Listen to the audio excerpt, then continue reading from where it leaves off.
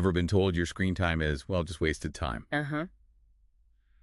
What if we told you those very habits are actually preparing you for some of the most sought-after, like, really high-paying careers of the future? That's the really exciting twist we're exploring today. We're doing a deep dive into some insightful newsletters, Right? and they totally reframe how we should think about future careers, especially in AI and tech, particularly for, younger people. Right.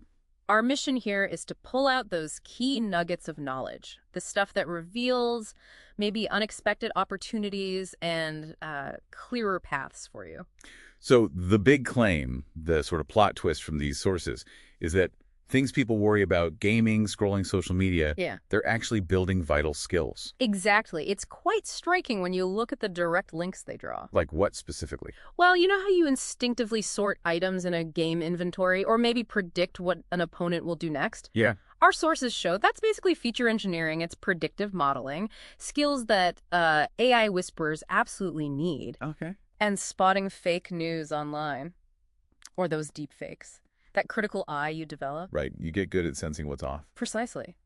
That's anomaly detection. It's critical thinking. Foundational stuff for AI training, sure, but also cybersecurity. Wow. And if we zoom out a bit, the implications here are pretty huge, aren't they? Oh, absolutely massive. The sources point out this kind of staggering stat. Something like 85% of the jobs you'll hold after graduation, they don't even exist yet. 85%. That's wild. It is. But the key is the foundational skills. Yeah. They're being built right now, often through these everyday tech habits. And there's an immediate impact too, right? Not just future stuff. Yes, exactly. We're already seeing AI companies right now hiring 18-year-olds. Really? Straight out school. Yeah, if they've got the chops. We're talking starting salaries of like $80,000, maybe even $100,000 plus. Just need to know their stuff. Right. It proves that, real-world skills, that employability factor can sometimes totally outweigh a traditional college degree these days. Okay, but let's tackle that fear. The whole AI is taking our jobs thing. Mm-hmm. The big elephant in the room. Our sources actually seem, well, kind of optimistic. They suggest AI tackles the boring, repetitive stuff. Which, honestly, good riddance, right? Yeah. And that opens up huge demand for the creative, strategic, more human-centered roles. But that really raises the question, what is essential now? What do we need? The newsletters are crystal clear. Yeah. People who can work with AI, they're becoming absolutely indispensable. So not replacement, but a partner. Think of it as your superpowered sidekick. That's the frame. It's about boosting what humans can do, not replacing them. Okay, this sounds promising. But what does it mean for you listening right now? How do you find your place? Well, the sources break it down nicely into 4 main career paths. It's almost like choosing a character class in a game. An RPG class, I like that. Okay, what are they? Each has a different vibe, different strengths, and serious earning potential. Lamos. First up, the AI whisperer. Basically a machine learning engineer. Okay, who's that for? This is you, if you love figuring out how games work, maybe finding patterns everywhere, the type who might try to train a computer to tell cat breeds apart from photos just for fun. Gotcha. And the pay. Highest paying, generally. Often looking at $120,000 starting, easily up to $200,000 or more. Wow. Okay, path 1. What's next? Path 2. The data detective. Think data scientist. So for the curious types. Exactly. If you love solving puzzles, digging through information, it's kind of like CSI, but, for spreadsheets. Finding the story in the numbers. And salary-wise. Still very strong. Typically $90,000 to $150,000 to start. Nice. Third path. The digital bodyguard. That's your cybersecurity specialist. Protective instinct. Yeah, if you're the one who always notices when things seem a bit off online or you worry about security, this field is desperate for people. Desperate. So lots of opportunity. Huge demand. Salaries reflect that, around $80,000 to maybe $140,000 starting. Okay, and the last one. Finally, the app creator. Your software developer. For the builders.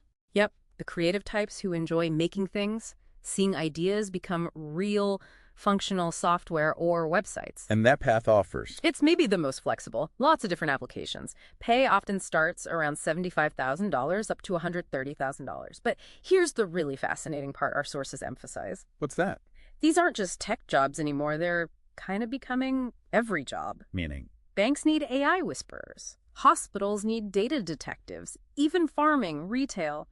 They all need cybersecurity. They need software. These skills are needed everywhere. Across all industries. That's a key point. Absolutely. Total transferability. Okay, let's shift gears slightly. The sources also push back against the idea that you need, like, a super expensive education for this, right? Yeah, they really challenge that expensive education trap. So what do employers care about? It boils down to this. Hmm. What can you build? That's way more important than where you learned it. Proof over pedigree. Exactly. The newsletters give concrete examples, companies actively looking at GitHub profiles, hiring people with amazing portfolios but maybe no traditional degree. So how do you build those skills then without spending a fortune? Is there a roadmap? There is. The sources outline something they call a 4-level skills framework. Okay, break it down. Level 1 is digital fluency. This means getting comfortable with the basics, maybe learning a language like Python. Python. Why Python? They call it the English of programming because it's just so versatile, good for automating tasks, basic data stuff, web development.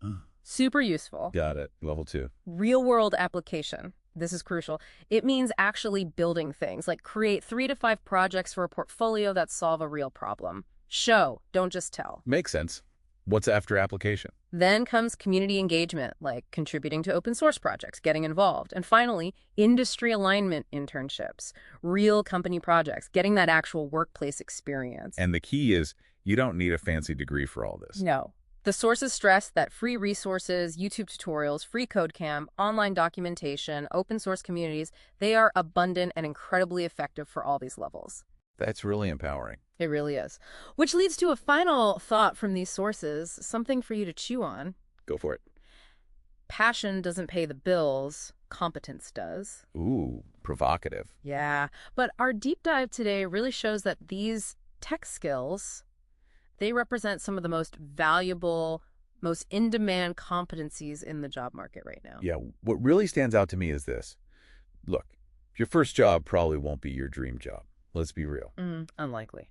But it is that essential first step. Huh? The world of work is changing incredibly fast. We know that. Constantly evolving. But companies always need people who can fundamentally solve problems, learn quickly, and, work well with others, especially with AI now in the mix. Those core abilities are timeless. Exactly. So the best time to start building these skills, probably yesterday, but the second best time. Right now. Right now. So the question for you is, what's your first step going to be?